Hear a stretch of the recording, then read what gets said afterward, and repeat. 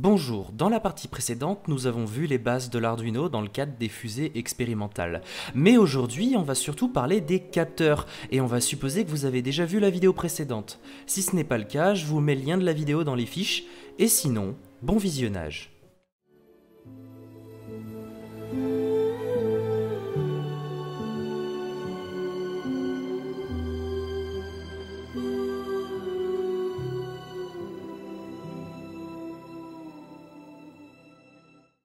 Les capteurs.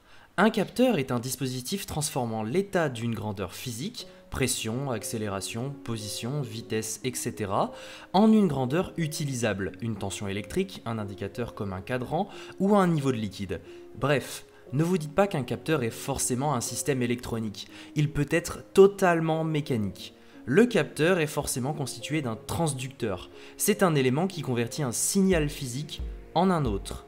Mais si vous voulez mesurer la pression en filmant un altimètre mécanique avec une GoPro, sachez qu'il y a beaucoup plus simple et surtout beaucoup plus léger. Les équations sont assez simples. Voici l'équation quasi exacte qui relie la pression avec l'altitude. Voici des données calculées pour un capteur BMP 280. La pression est affichée en pascal.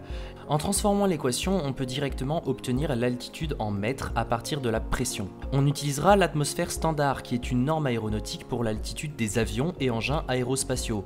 On peut poser T0, qui correspond à la température au niveau 0, qui est égale à 288 Kelvin, et P0, la pression au niveau 0, égale à 101 325 pascal. On obtient bien 55 mètres. Cette valeur peut varier pendant la journée et en fonction de la météo, mais lors d'un vol court en avion ou typiquement lors d'un vol de fusée, elle ne varie que très peu, à une altitude donnée. Vous pouvez donc estimer la hauteur de la fusée simplement en enregistrant les valeurs au sol et en vol. Bon, on a une manière simple et pratique pour obtenir l'altitude à partir de la pression, mais ces valeurs doivent être transmises à la carte. Pour cela, on va utiliser le protocole I2C. Le protocole I2C pour Inter-Integrated Circuit est un bus informatique standard qui est principalement utilisé en électronique. Il permet de relier plusieurs maîtres et esclaves ensemble à l'aide de seulement 3 câbles. Le câble SDA, Serial Data Line, qui est la ligne de données bidirectionnelle entre le maître et les esclaves. Le câble SCL pour Serial Clock Line, qui est la ligne d'horloge de synchronisation bidirectionnelle. Seul le maître gère l'horloge. Et enfin le GND que vous avez déjà vu, la masse, qui doit être commune aux éléments du circuit. Il existe 5 vitesses de transmission. Le premier est le Standard Mode, SM, qui est inférieur à 100 kbps par seconde. Ensuite il y a le Fast Mode, FM, inférieur à 400 kbps par seconde. Ensuite il y a aussi le Fast Plus Mode, qui est inférieur à 1 Mbps par seconde. Ensuite on arrive dans la haute vitesse avec le High Speed Mode, HS Mode, inférieur à 3,4 Mbps par seconde. Et enfin, le Ultra Fast Mode, UFM, inférieur à 5 Mbps par seconde, unidirectionnel uniquement. Cela signifie qu'il n'y a qu'un seul maître et que les esclaves ne peuvent pas répondre. Lorsque vous avez déclaré la bibliothèque Wire dans l'IDE d'Arduino, cette vitesse de transmission peut être réglée par la fonction wire.setClock, valeur en Hertz. Mais attention, au-delà d'une certaine vitesse, vous risquez d'avoir des problèmes. La bibliothèque Wire correspond à la bibliothèque qui gère le protocole I2C, mais il existe aussi d'autres bibliothèques qui peuvent directement gérer l'I2C. Les équipements connectés au bus le sont par des sorties de type drain ouvert ou collecteur ouvert sur les deux lignes SDA et SCL. Cela veut dire que pour communiquer, le circuit est mis à la masse. Les équipements sont donc câblés sur le bus par le principe du et câblé, ce qui veut dire qu'en cas d'émission simultanée des deux équipements, la valeur 0 écrase la valeur 1. On dit donc que l'état logique 0 ou low est l'état dominant, alors que l'état logique 1 ou high est l'état récessif. Lorsqu'un bus n'est pas utilisé, il est au niveau haut, à travers les résistances de pull-up RP. Les niveaux utilisés entre les lignes de bus sont généralement de 3,3 volts et non en 5 volts, alors faites attention et ne branchez pas n'importe quoi dessus. On considère l'état dominant low quand la tension est comprise entre moins 0,5 à 0,3 VDD et on considère l'état récessif high quand la tension est comprise entre 0,7 fois VDD jusqu'au VDD. Le pull-up. Le pull-up ici n'est pas un exercice de musculation, c'est un type de résistance de rappel. Une résistance de rappel, on l'a vu lors du dernier épisode, est une résistance dans un circuit électronique qui amène délibérément cette même ligne soit à l'état bas, soit à l'état haut. Le pull-up correspond à l'état haut. La résistance est donc connectée au VDD du circuit. Cette résistance ne doit pas être choisie au hasard, sa valeur doit être suffisante pour permettre au capteur ou aux cartes de mettre à la masse les lignes SDA et SCL. Mais celle-ci doit être assez faible pour permettre la remise sous tension rapide entre chaque bit afin de communiquer correctement. Il y a donc des formules pour connaître les valeurs maximales et minimales des résistances de pull-up en I2C. La valeur minimale des résistances de pull-up est limitée par le courant des sorties SDA et SCL, IOL, lorsqu'elles sont à l'état low, VOL. Dans ce tableau, on peut voir les valeurs minimum requises pour un VCC de 3,3 volts en fonction des modes de communication. On remarque que la résistance nécessaire dans le mode Fast Plus est de minimum 145 ohms. La valeur maximale de la résistance de rappel est limitée par les temps de montée et de descente. La variation du signal est donnée par la formule suivante. Soit pour une variation de low égale 0,3 fois VDD à high égale 0,7 fois VDD, qui a été choisi comme référence, les valeurs calculées à partir de la formule suivante. Jetons maintenant un œil au capteur MPU 6050. On remarque que le SCL est relié à une résistance de 222 ohms. Si on suit la ligne SDA, on remarque que celle-ci est aussi reliée à une résistance de 222 ohms. Cette résistance est reliée à son extrémité à un régulateur de tension 3,3 volts. On suppose donc que la tension du pull-up est de 3,3 volts, même si le capteur est alimenté en 5 volts. Les résistances sont donc des résistances de pull-up de 222 ohms. Il est donc inutile d'ajouter des résistances de pull-up dans le circuit SDA SCL. Cela pourrait même déstabiliser le circuit, résistance équivalente. On peut donc en déduire que le protocole I2C de ce capteur, et donc de la ligne, est Fast Plus car la résistance de pull-up est comprise entre 145 et 257 ohms. Les adresses I2C. Le protocole I2C repose sur une série d'adresses esclaves appelées une par la carte maître. Le problème ici provient des adresses I2C elles-mêmes. Les adresses I2C sont codées sur 7 bits. On a donc 228 possibilités en théorie, mais beaucoup d'adresses sont réservées pour des états spéciaux. Il y en a donc plutôt 121. Vous devez donc vous dire, c'est génial, je peux brancher 121 capteurs sur la même carte. Mais non. Les capteurs sont conçus avec leur adresse déjà intégrée dans leur système. Si vous avez deux mêmes capteurs et que vous ne faites rien, ils ne pourront pas communiquer via le bus I2C. Regardons encore une fois le capteur BMP 280, enfin plutôt sa datasheet. Ici on voit que deux adresses sont disponibles. Si le pin AD0 n'est pas branché au VCC, on a une adresse 1110110 en binaire qui est égale à 119 en décimale, égale à 0 fois 76 en hexadécimal. Si l'on branche AD0 au VCC, on a une adresse 1110111 égale à 118 égale à 0 fois 77. On peut donc brancher que deux BMP 280 à la même carte Arduino. Pire, il y a seulement 128 adresses possibles. Donc deux capteurs totalement différents risquent d'avoir les mêmes adresses. Il faut donc vérifier chaque datasheet des capteurs avant de les brancher en I2C. Il existe beaucoup de types de capteurs. Des accéléromètres, des gyromètres, des gyroscopes, des magnétomètres, des capteurs de pression, des capteurs de température, des capteurs d'humidité, des capteurs de luminosité, des capteurs sonores, des micros quoi, des capteurs de résistance structurelle, des GPS et même des capteurs de fatigue intellectuelle. Sérieusement, faire communiquer les capteurs avec votre carte n'est pas si facile que vous le pensez. Aujourd'hui, les capteurs les plus répandus sont des capteurs numériques. Ils sont aussi souvent plus précis. C'est plutôt pratique tout ça, mais il y a un mais. Comment communiquer avec le capteur ? Vous vous dites qu'on vient de voir les 2C, non? Oui, mais pas seulement. On a aussi le SPI dont on parlera plus tard, et des centaines d'autres bus de communication qui dépendent du capteur utilisé. Mais on va pas parler de cela, car même avec un moyen de communication, il faut que la carte Arduino comprenne ce que le capteur lui raconte. Pour cela, il faut rajouter des bibliothèques à votre IDE. Voici la librairie du capteur de pression SparkFun BME 280. Sachez qu'il y a plusieurs librairies disponibles pour un capteur et qu'elles ont des fonctions et donc des optimisations et champs d'application très différents. Vous pouvez la télécharger et l'installer via le gestionnaire des bibliothèques de l'IDE d'Arduino. Sinon, vous pouvez télécharger la bibliothèque directement sur GitHub et sélectionner « Ajouter la bibliothèque zip dans l'IDE d'Arduino ». Une fois cette librairie installée, vous pouvez voir les programmes types associés à la librairie dans Fichier, Exemple, Exemple des bibliothèques personnalisées, SparkFun BMP. Généralement, toute bibliothèque a des programmes associés pour aider à la programmation des capteurs. Sinon, Internet est votre ami. Allez dans Fichier, Exemple et sélectionnez SparkFun BME 280. Et ensuite, Exemple 8, Local Pressure. Maintenant, il suffit de câbler le capteur en I2C et le programme va fonctionner.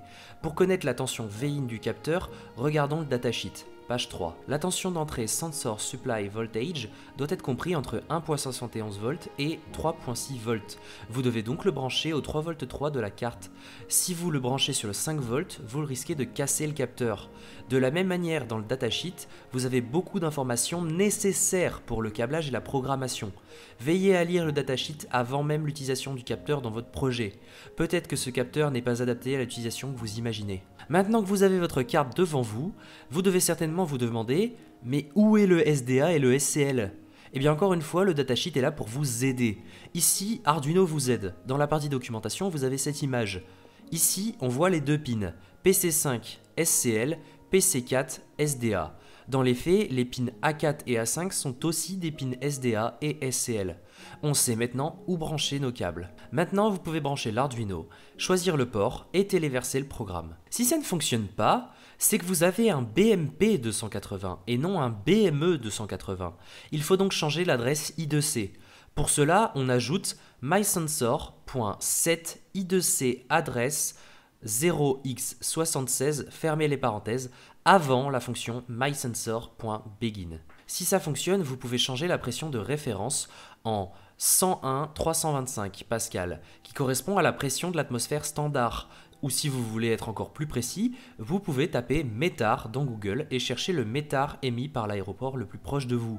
Il va contenir la mention Q, suivi d'un nombre. Celui-ci correspond à la pression au niveau de la mer en hectopascal. Par exemple, ici j'ai 1016 hectopascal, donc la valeur de référence est 101 600 pascal. Mais vous pouvez aussi choisir la pression pour laquelle votre altitude est nulle.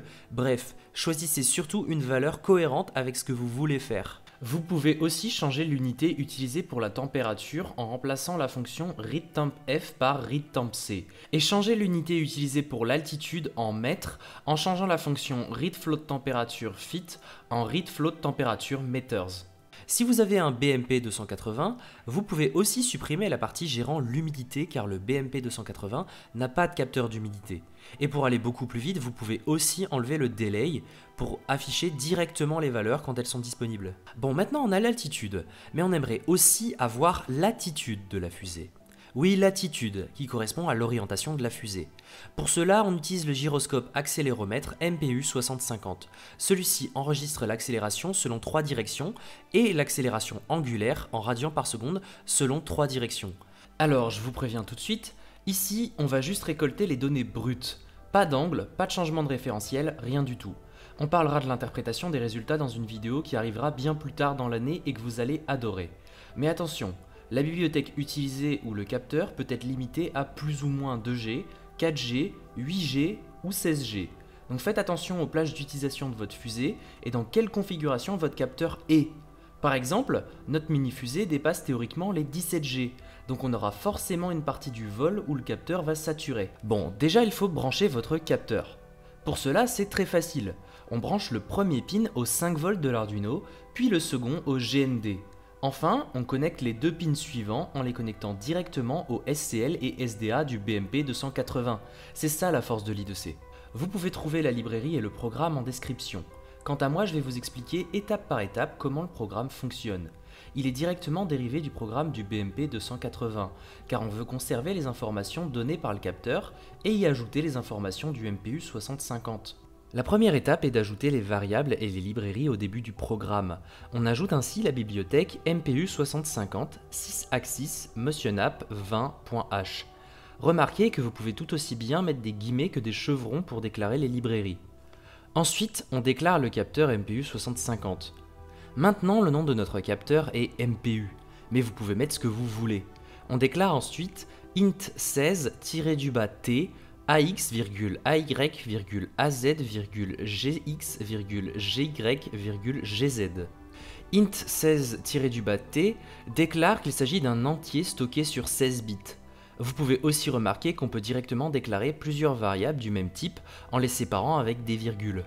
Voilà, on a fini la déclaration, maintenant on va passer au setup.